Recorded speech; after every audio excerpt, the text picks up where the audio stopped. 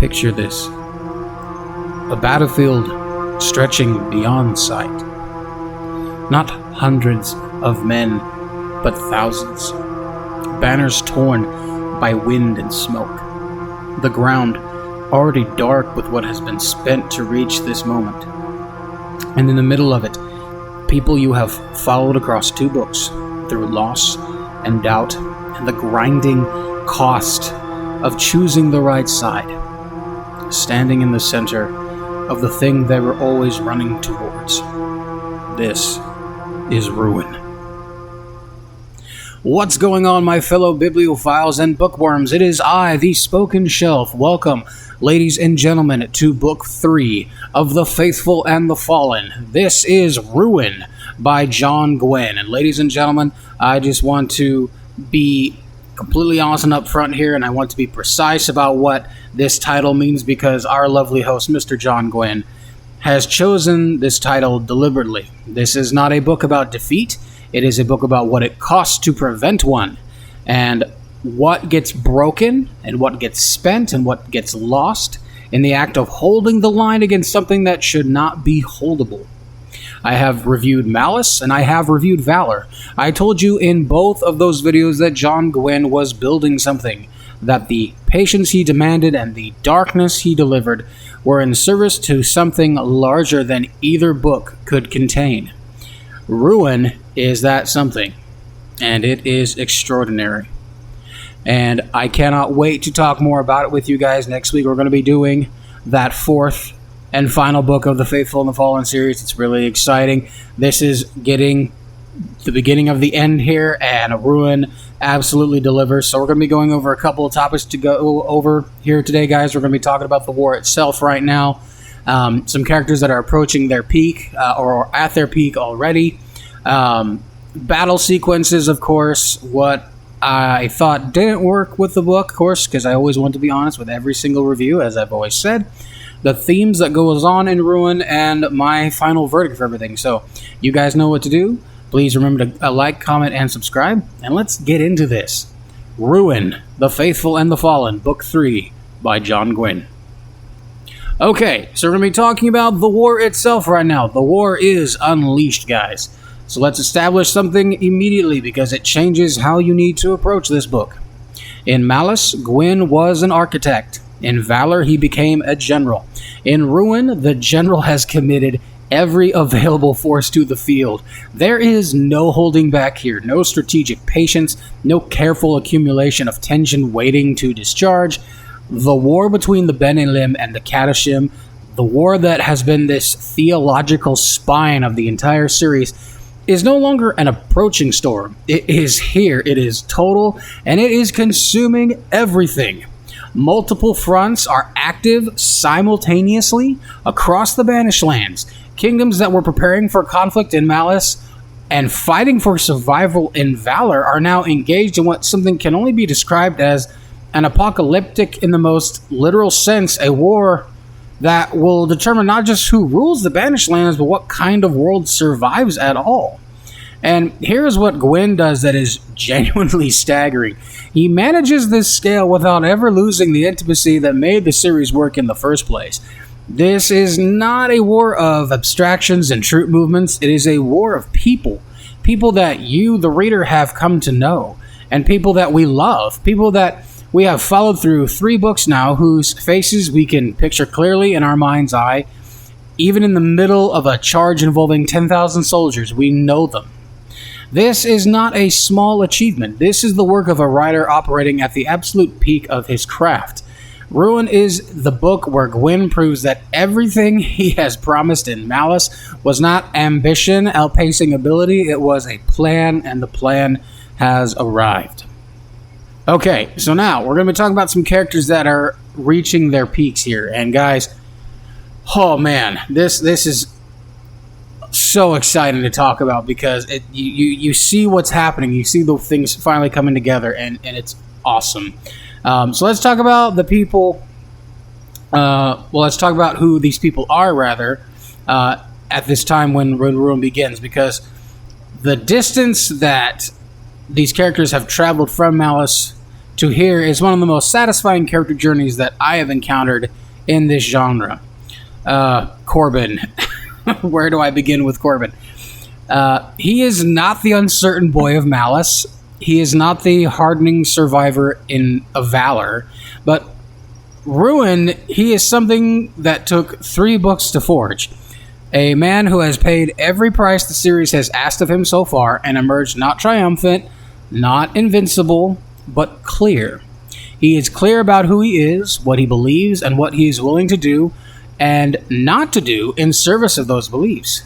That clarity earned through loss rather than given through destiny is one of the finest character arts in contemporary epic fantasy that I find. I find it way more refreshing than a mighty light descended from on high and says, now you're a destiny evolved. That is such a refreshing take on the genre. The supporting cast pays off with equal force. Characters introduced as minor figures in Malice carry enormous emotional weight by Ruin precisely because Gwynne played the long game. He trusted his readers to remember, to care, to feel the full consequence of what is happening to these people and what they have spent through all these 3 books that we have gotten to. A prime example of this is Cohen. She has kind of come more to the forefront in this book. If you watched my last video, I was talking about how her character development was starting to develop, and it's come out even more in this particular book. And I'm not going to do anything to spoil it, of course, but Cohen is turning into almost a general herself, just like Corbin is, and in a way that she doesn't quite understand yet, but people look to her. When she would probably say she's not being a leader herself, she's just trying to help in whatever way she can, but she is an intrinsic part of the whole process. And then there is Corbin's wolven pup, not really pup, but full wolven grown Storm. I have mentioned Storm in both previous reviews here. I have been deliberately careful about what I say, and I will tell you this now. What Storm means to this series by Ruin, what she represents, what her presence cost, and what her loyalty means, is the kind of thing that makes you remember why you fell in love with this type of high fantasy series in the first place. These are not just characters anymore. Like I said before, they are people, and Ruin treats them with the full weight of everything they have earned. And the way you see that weight, ladies and gentlemen, is through these battle sequences, the full weight of humanity. I have said in both reviews that John Gwynne writes battle sequences better than almost anyone working in epic fantasy today. In Malice, I said the action would make your pulse quicken, and in Valor, I said it would make your chest ache. In Ruin, it's going to do both, simultaneously, at a scale that should not be possible to sustain across a book this size, and yet Gwynne sustains it. The set pieces in Ruin are among the finest in the genre, full stop, no qualification.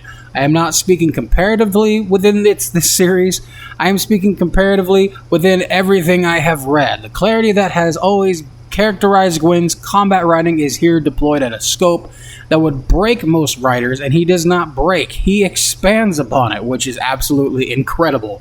You always know where you are, you always know what's at stake, and you always know which faces are in the middle of it, and therefore you always know exactly what losing would mean, regardless if it's good or evil. Whichever character falls, you know exactly what that could mean. But what elevates Ruin's action above Valor's already extraordinary standard is this. The personal cost is no longer something that happens after the battle. It is woven into the battle itself. Every charge, every shield wall, every single combat carries the weight of 3 books of relationships and consequences. When something breaks in Ruin, and things break, it breaks in a way that lands like a physical blow to you as you read it. You will put this book down at certain points, not because it is too much, rather because you need a moment to absorb what's just happened. That is the mark of action writing that is doing something far beyond its genre's function.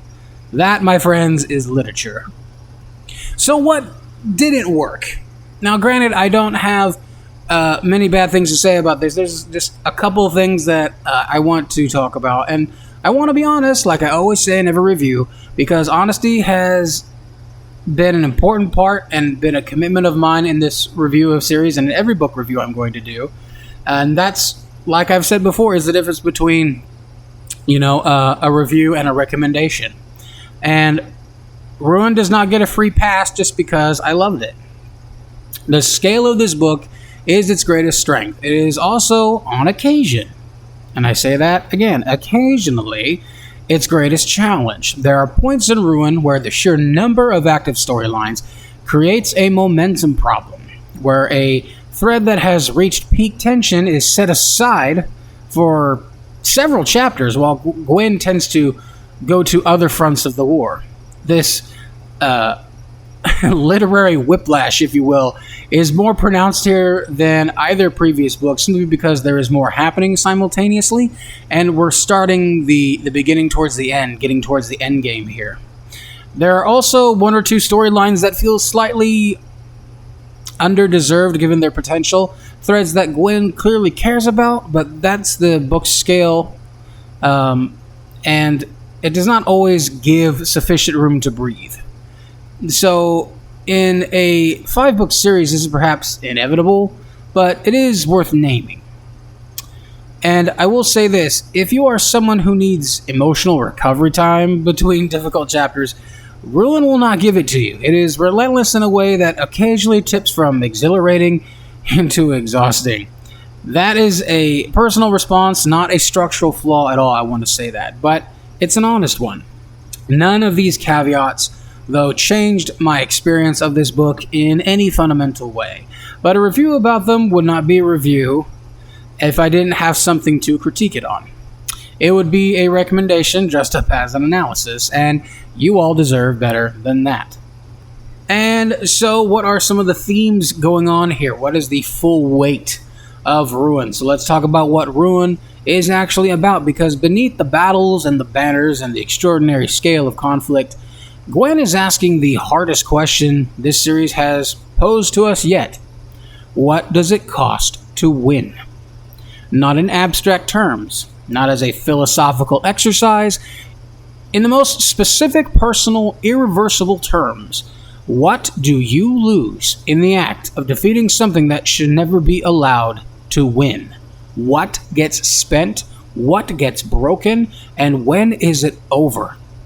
If it is ever over, what is left of the person who did the spending? Malice asked whether ordinary people could rise to meet an extraordinary conflict. Valor asked you what sacrifice for a cause you believe in. Ruin asks what victory actually means when you have paid the price for it. This is a darker and more serious question than either previous book attempted, and Gwynne asks it without flinching and without the comfort of easy answers. The title is doing significant work here. Ruin is not simply the name of what the enemy intends, it is the name of what the war costs, regardless of who wins. There is ruin on both sides of this conflict, and in different forms at different prices for different reasons. And Gwynne is honest enough to show you all of it. The faith in this book is tested beyond anything this series, has previously attempted. Loyalty is asked to survive losses that would end it in a lesser story. And the question of what it means to stand on the right side of a war you did not choose. A question that has run through every volume finally begins to receive the kind of answer that only 3 books of earned consequence can deliver. It is a serious and moving piece of work, and it's absolutely deserving to be treated as such. So, did Ruin live up to its expectations after Valor? Yes, completely. And then, in ways I did not anticipate, further than that. I went into this book with high expectations. Malice had impressed me, Valor had moved me, and I knew Gwynne was capable of extraordinary things within this series. What I did not fully anticipate was the degree to which Ruin would recontextualize everything that came before it. Reading Ruin, I found myself thinking back to the scenes from Malice, small moments, quiet exchanges, things that seemed incidental at the time, and understanding them now quite differently. Gwynne planted things in Book 1 that only pay off in Book 3. That is the work of a writer who knew exactly where he was going from the first page. This is the book where The Faithful and the Fallen announces itself not merely as a very good fantasy series, but as a great one. The kind of series that belongs in conversations with the genre's finest achievements. The kinds of series that people will be recommending to each other for decades, myself included. Is it perfect? No. Nothing at this scale can be. But its flaws are the honest costs of extraordinary ambition, and they do not diminish what Gwynne has already achieved. Ruin is everything a third volume should be and almost never is. It delivers on every promise. It earns every emotion. It makes you desperate for Book 4 while simultaneously grateful for everything the first 3 books have given you. Ladies and gentlemen, this is The Spoken Shelf. We will absolutely be back for the next book, Wrath. There is nowhere else I would rather be. This is The Spoken Shelf, where fantasy comes to life. You guys have a fantastic day. Keep reading. Sempre perigite legere.